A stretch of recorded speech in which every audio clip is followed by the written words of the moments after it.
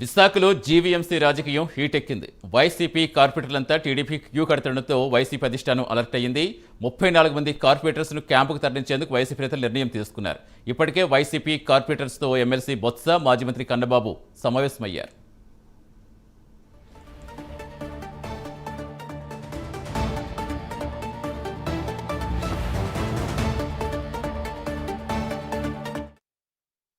తెలుసు, ఈ ఆంధ్రప్రదేశ్లో కూటమి ప్రభుత్వం అధికారంలోకి వచ్చాక మరి ఇక్కడ ఎమ్మెల్సీ ఎలక్షన్స్ జరిగితే నామినేషన్ వేయడానికి కూడా తెలుగుదేశం పార్టీ నాయకులు ఎవరు కూడా ఇక్కడ ధైర్యం చూపకపోవడం, మరి ఆ విధంగా ఆ రోజు బొత్స సత్యనారాయణ గారు ఈ ప్రాంతం నుంచి, ఉత్తరాంధ్ర ప్రాంతం నుంచి ఎమ్మెల్సీ గెలవడం, తద్వారా ఇక్కడ రఘువర్మరాజు గారిని మళ్ళీ ఎమ్మెల్సీ ఎలక్షన్స్లో కూటమి అభ్యర్థిగా ప్రచారం చేసి మరి ఎంత దారుణంగా ఓడిపోయారో మనందరం విశాఖ నగర ప్రజలందరూ కూడా చూశారు. మరి ఈ రాష్ట్రంలో గత ముఖ్యమంత్రి గారు జగన్మోహన్ రెడ్డి గారు అధికారంలోకి వచ్చాక అత్యంత పేదవాళ్ళు అన్నటువంటి నందిగామ ఎంపీ సురేష్ గారు కానీ, తిరుపతి ఎంపీ ప్రసాద్ గారు కానీ, మరి చాలామంది అరకు ఎంపీ గారు కానీ అత్యంత పేదవాళ్ళని ఈ రాష్ట్రంలో ఎంపీలుగా, ఎమ్మెల్యేలుగా, మంత్రులుగా తయారు చేసిన చరిత్ర వైఎస్ఆర్ కాంగ్రెస్ పార్టీ. ఈరోజు విశాఖ నగరంలో కూడా ఒక బీసీ వర్గానికి చెందినటువంటి కొలగాని హరివెంకట కుమారి అత్యంత బీపీఎల్ ఫ్యామిలీ, ఒక పేద మహిళని, బీసీ మహిళని మేయర్గా విశాఖ నగరానికి ఇచ్చి, విశాఖ నగరాన్ని ఎప్పుడు లేని విధంగా, ఎప్పుడు చూడని విధంగా విశాఖ నగరాన్ని 4 సంవత్సరాలు మనం అభివృద్ధి చేస్తే ఈరోజు ఒక బీసీ మహిళని అవమానపరిచి దింపడానికి మరి కూటమి ప్రభుత్వం మరి అవిశ్వాస తీర్మానం ఇవ్వడం, విశాఖ నగర ప్రజలందరూ కూడా దీనిపై చర్చించుకుంటూ ఉన్నారు. ఒక మహిళని అన్యాయంగా దించేదానికి ప్రయత్నం చేస్తూ ఉన్నారు. మరి దీన్ని ప్రజలందరూ కూడా గమనిస్తూ ఉన్నారు. ఏది ఏమైనా డేట్ ఇచ్చినప్పటికీ మరి ఈ 2 ఎలక్షన్స్ మేము ఉత్తరాంధ్ర ప్రాంతంలో ఏ విధంగా గెలిచామో, పెద్దలు జగన్మోహన్ రెడ్డి గారు నాయకత్వంలో, బొత్స సత్యనారాయణ గారు నాయకత్వంలో, మరి అమర్నాథ్ గారు, కురసాల కన్నబాబు గారు, మా కార్పొరేటర్స్ అందరితో కూడా నేను మీటింగ్ పెట్టడం జరిగింది.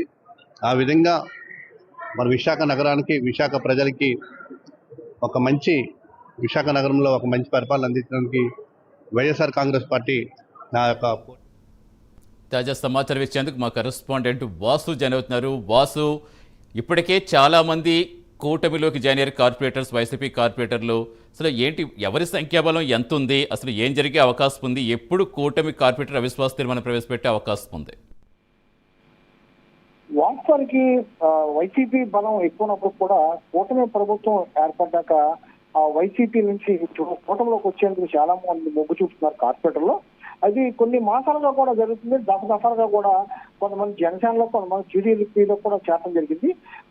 కూటమి ప్రభుత్వం వచ్చిన మరుక్షణం నుంచి కూడా రాష్ట్రంలోనే అతిపెద్ద కార్పొరేషన్ అటువంటి విశాఖ కార్పొరేషన్ కైవసం చేసుకుంటామని కూటమి నాయకులు కూడా వెల్లడించడం జరిగింది.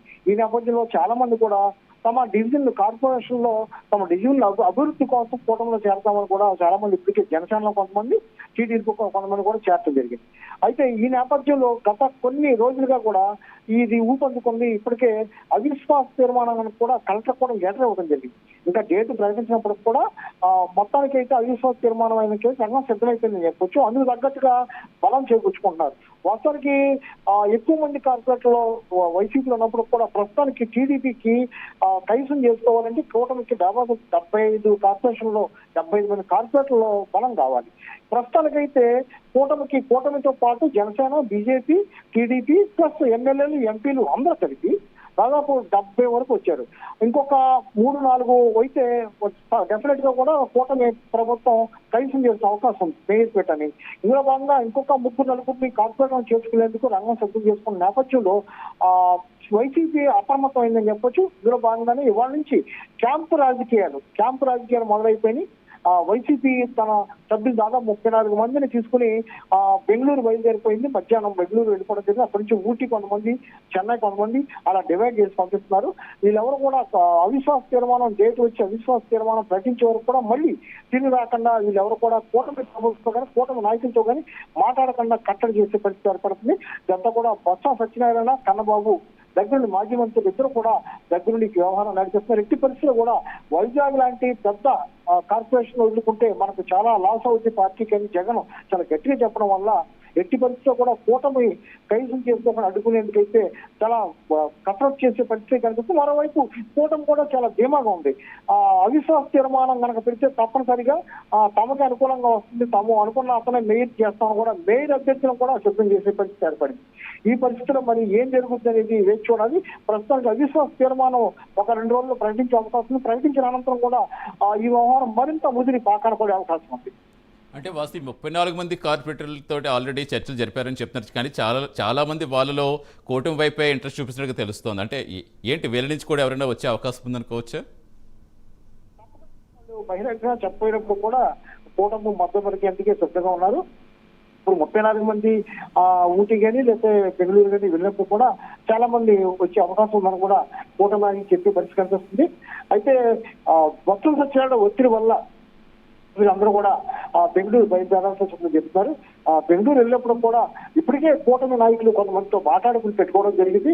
వీళ్ళంతా కూడా ఆ కూటమి అభ్యర్థికి అంటే మేయర్ అభ్యర్థికి ఓటేసే అవకాశం ఉందని స్పష్టంగా అర్థమవుతుంది. Right, thank you Vasu.